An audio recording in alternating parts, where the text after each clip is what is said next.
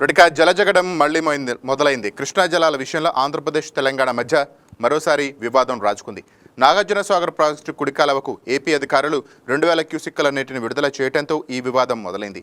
KRMB అనుమతి ముందస్తు సమాచారం లేకుండా నీటిని ఎలా విడుదల చేస్తారంటూ తెలంగాణ అధికారులు అభ్యంతరం వ్యక్తం చేశారు. దీనికి ప్రతిగా తెలంగాణ అధికారులు సైతం ఎడమ కాలువకు నీటిని విడుదల చేశారు.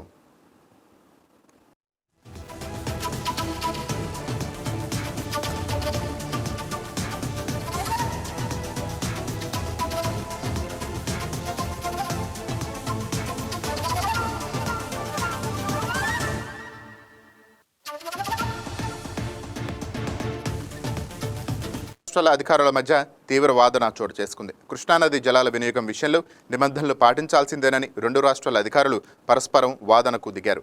మరోవైపు త్రాగునీటి అవసరాలను దృష్టిలో ఉంచుకుని కుడికాలవకు నీటిని విడుదల చేసినట్టు ఏపీ అధికారులు చెప్తున్నారు. దీంతో కృష్ణా జలాల అంశం మరోసారి రెండు రాష్ట్రాల మధ్య వివాదానికి దారితీసింది. పరిస్థితి ముదరకుండా కేఆర్ఎంబీ జోక్యం చేసుకుని నీటి విడుదలపైన స్పష్టత ఇవ్వాల్సిన పరిస్థితి ఏర్పడింది.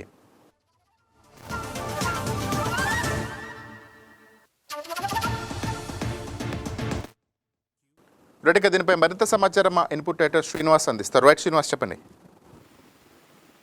రైట్ రాజేంద్ర, ఏదైతే తెలుగు రాష్ట్రాల మధ్య నీటి వివాదం రోజు రోజుకి ముదురుతోందని చెప్పొచ్చు. ఎందుకంటే మొన్నటి వరకు గోదావరి జలాలకు సంబంధించి జరిగింది. ఇప్పుడు మనకి కృష్ణా జలాలకు సంబంధించి ఈ గొడవ కొనసాగుతుందని చెప్పొచ్చు. ఇప్పుడు మొన్నటి వరకు నేతల మధ్య వాగ్వేదాలు అయితే ఇప్పుడు అధికారుల మధ్యనే ఈ వివాదం చోటు చేసుకుంది. ఎందుకంటే తాజాగా మనం చూస్తుంటే కనుక ఏదైతే ఆంధ్రప్రదేశ్ సంబంధించి 2000 క్యూసెక్కుల వాటర్ ని వదిలిపెట్టే అధికారులు వదలడం జరిగింది. అది కారణం ఏదైనా కావచ్చు, అంటే వ్యవసాయం కోసం కావచ్చు, తాగునీటి కోసం కావచ్చు. వాళ్ళు తెలంగాణ అధికారులకు కానీ తెలంగాణకు కానీ సమాచారం ఇవ్వకుండా తమ ప్రాంతానికి సంబంధించి నీటిని విడుదల చేయడం జరిగింది.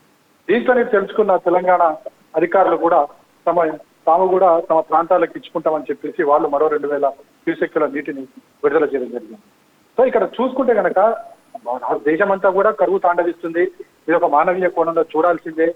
నీటికి సంబంధించి కావచ్చు, తాగునీటికి సంబంధించి కావచ్చు, తమ ప్రాంతాల ప్రజలను కాపాడుకునే ఉద్దేశంలో ఈ పని చేశారని చెప్పినప్పటికీ కూడా ఇక్కడ లోతుగా పరిశీలిస్తే కనుక ఇక్కడ రెండు ప్రాంతాల మధ్య ఒక వివాదానికి తెరతీసేదిగా కనిపిస్తుంది. అయితే కృష్ణా రివర్ మేనేజ్మెంట్ బోర్డు దీనికి అందుకు అనుగుణంగా వ్యవహరిస్తుందా లేదా అనేది కూడా ఇక్కడ ప్రశ్నార్థకంగా వ్యవహరిస్తుంది. మొన్ననే కేఆర్ఎంబీ ఒకసారి సమావేశం కూడా జరగడం జరిగింది. ఏదైతే నీటి విడుదలకు సంబంధించి రాష్ట్రంలో ఇటు ఆంధ్రప్రదేశ్ లో కావచ్చు, తెలంగాణ కావచ్చు, ఆ పరిసర ప్రాంతాల్లో ఏదైతే నీటి సమస్య తలెత్తుతున్న సమస్యలు అన్నింటినీ కూడా చర్చించడం జరిగింది. కానీ ఈ సమావేశంలో ఒక కొలిక్కి తీసుకురావడంలో మాత్రం అధికారులు విఫలమయ్యారు. అందుకోసమే ఇప్పుడు ఈ నీటిని ఎవరి ఇష్టానుసారం వాళ్ళు తీసుకుపోయే పరిస్థితి అయితే ఏర్పడింది. మరి దీన్ని పులిస్టాప్ పెట్టాల్సిన అవసరం ఉంది. ఎందుకంటే దీన్ని ఇక్కడికి ఆపకపోతే కనుక ఫ్యూచర్ లో మరింతగా ఇది అధికారులు తమ ప్రాంతాల పక్షపాత వైఖరిని చూపించి నీటిని విడుదల చేసుకుంటూ పోతే కనుక కృష్ణాలో నీళ్లు లేని పరిస్థితి కనిపిస్తుంది. జల విద్యుత్ చేయలేని పరిస్థితి కూడా వచ్చే ప్రమాదం ఉంది. సో ఇప్పటికైనా అధికారులు, అదేవిధంగా అధికారుల కన్నా ముందు ప్రభుత్వాలు మేలుకొని ఈ కేఆర్ఎంబీకి సంబంధించి ఏవైతే నీటి వాటాకు సంబంధించిన అంశాలను వాటి మీద తేల్చుకోవాల్సిన అవసరం ఉంది. అదేవిధంగా ప్రస్తుత కరువు తాండవిస్తున్న నేపథ్యంలో మానవీయ కోణంలో ఆలోచించి దీనికి సంబంధించి పూర్తి స్థాయిలో అంటే కొద్ది రోజుల పాటు ఏ ప్రాంతాలకు ఎంత అవసరం అన్నది కూడా ఒక నిర్ణయానికి వచ్చి ఒక నిర్ణయం తీసుకుంటే బాగుంటుందని చెప్పేసి కూడా ఇరు ప్రాంతాల అధికారులు భావిస్తున్నారు. అదేవిధంగా ప్రభుత్వాలు ఆ విధంగా ఆలోచన చేయాలని చెప్పేసి కూడా వాళ్ళు సూచించడం జరుగుతుంది. కానీ తెలంగాణ అధికారులు మాత్రం కేఆర్ఎంబీ పర్మిషన్ తీసుకోలేదు ఆంధ్ర అధికారులు అని వాదిస్తున్నారు. దీనిపైన కేఆర్ఎంబీ ఎటువంటి ఏమంటున్నారు? ఒకటి ఇప్పుడు తీసుకున్నారు అనడానికి కేఆర్ఎంబీ మనకి ఆంధ్ర అధికారులు చెప్తున్నాం పర్మిషన్ తీసుకున్నామని చెప్తుంది. తెలంగాణ అధికారులు చెప్తున్నారు పర్మిషన్ తీసుకోలేదు.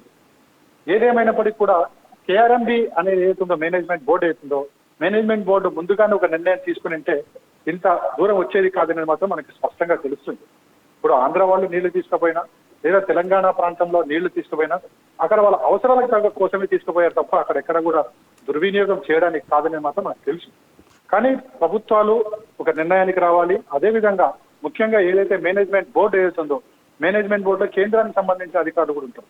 వాళ్ళు ఒక నిర్ణయం తీసుకుని నీటి వాటా ఎంత ఉండాలి, అదేవిధంగా ఇప్పుడున్న పరిస్థితుల్లో కరువు తాండవిస్తున్న నేపథ్యంలో ఏ ప్రాంతానికి ఎంత నీరు అవసరమో ఎంత ఇస్తే ప్రస్తుత సమస్య నుంచి గట్టెక్కవచ్చనే నిర్ణయం తీసుకుంటే బాగుంటుంది. కానీ ఆ నిర్ణయం తీసుకోవడంలో జాప్యం వల్లనే ఈ విధంగా జరుగుతుందని మాత్రం మనకు తెలుస్తుంది. Rajendra. Right, thank you Srinivas.